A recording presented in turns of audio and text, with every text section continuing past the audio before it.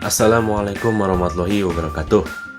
Bapak Ibu guru sadayana anu dipika hormat serta rerencangan anu dipika cinta. Tepangkeun nami abdi Hazel Akilal Fahrezi.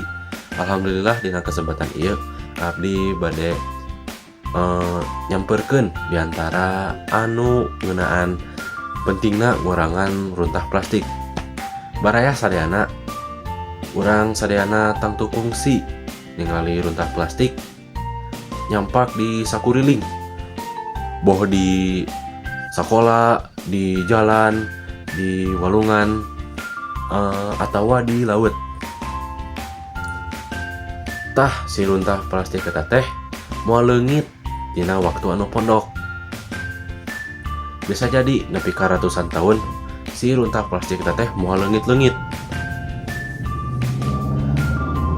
Runtah plastik anu ngalayang di laut biasa dimungutan ku lauk, ku penyu, serta sato laut anu sejana. Maranehna sangkan eta teh kadaharan, padahal mah eta teh bahaya. Biasa ngajadikeun sato eta teh maot.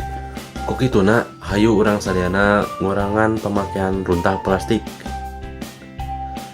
Carana tiasa dimimitian ku hal-hal leutik sapertos nyandak botol inum sorangan, teu nganggo kantong plastik tapi nganggo tas balanja sorangan, milarian produk anu bahana ramah lingkungan, sarta ulah sabagaya miceun runtah. Sakabeh eta tiasa ngabantos ngajaga lingkungan sarta nyalamatkeun makhluk hirup sajana. Bumi teh titipan ti Allah. Urang sadayana kedah ngajaga jeung miara eta titipan. Sakitu biantara ti abdi. Hapunten bilih aya kalepetan dina kecap. Mugia aya manfaatna. Wassalamualaikum warahmatullahi wabarakatuh.